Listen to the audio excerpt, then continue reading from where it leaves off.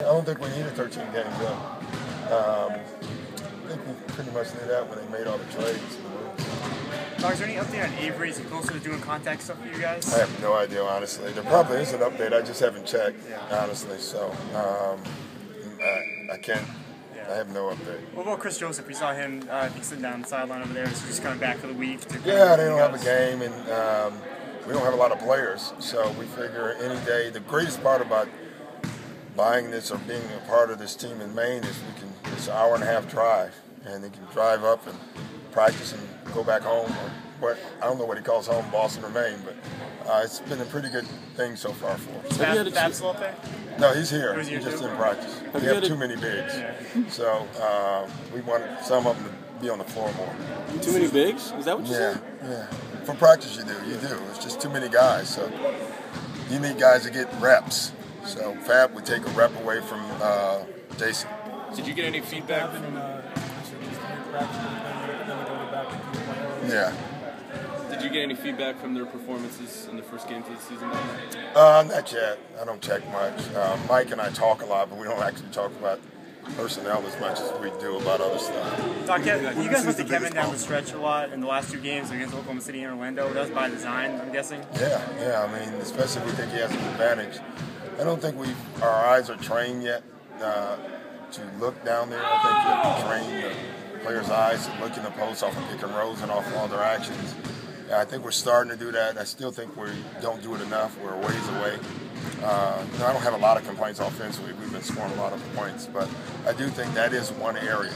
I tell them every year, if you want rebounds, then the more you post, you'll get more because teams have to trap or help, and then that'll free bodies up. It seems like every year you guys have not lose sight of it, but you have to still remind everyone that Kevin is a very good offensive player down there. But he has to remind them too. Yeah, I tell them that. I've stood that in front of the team. It's just both of us. I'll tell them that you have to say, "Hey, I'm here." Yeah. So it goes both ways. Doug, you talked about before, Doc, how that a lot of teams are building around point guard play. What are you seeing just in general that is making teams more wanting to go that direction? I think the rule changes. Hell, I don't know if I could have played in the league with these rules, or I could have been great. I don't know which one.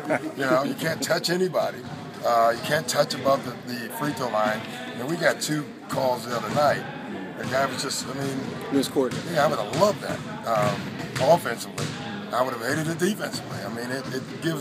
It's brought the quick guard back in the league, the small guard back in the league. And it's a difficult play. I watched the game last night late where they ran pick and roll every single possession from the first quarter on. They literally never ran another possession in the game I was watching. It was unbelievable. And they won because the other team couldn't stop it. And they're just quick guards just attacking. And so that's why, it's funny when you're drafting now, it used to be you have a first pick, and you have a choice between a big and a guard. It was a no-brainer. It's still a no-brainer if the big's going to be dominant, but if not, you got to give serious thought. If you think that point guard is going to be special, you got to think point guard. I don't know one way or the other, honestly. The only worst part of it is every time they call a foul, it's worse because the game stops. If it's a touch foul, I don't never like touch fouls. I think that's why playoff basketball is so good. They still do the same rules, but they don't call it as much. And the game is being played. It's a more physical game, but the guards can still move freely. I've always liked it that way better. You guys have a rebounding battle in the last game. What do you do now to maintain it? We just got to do it as a group. I thought, again, for me, it's more defensive rebounds. The offensive rebounds, we get them great. We got 17 of them the other night. That was terrific. But at the end of the day, you got to be a great defensive rebound team.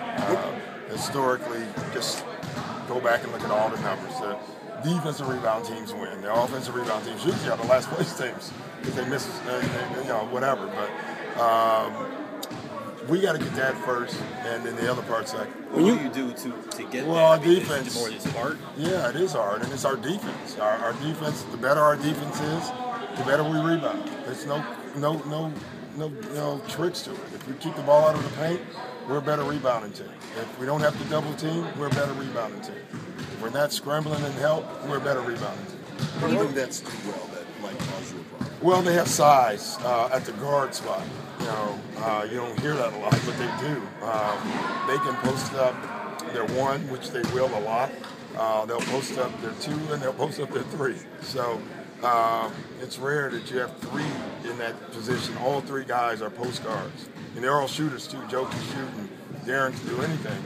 But they they're powerful guards, and they create a ton of problems. And it also makes you have to double team, which again goes back to that defensive rebounding issue. So, and they force you to double team. Darren Williams on the post. You're not going to just not help. And that's where they get their rebounds from. Was that your biggest problem during the last matchup? Was that your biggest problem during the last matchup? Yeah, that and others. We scored in that game. We just gave up a lot of scoring. And I thought that last game, our turnovers hurt us, our transition D hurt us. Their post-ups actually didn't hurt us as much. I thought it was their overall play. They're playing well.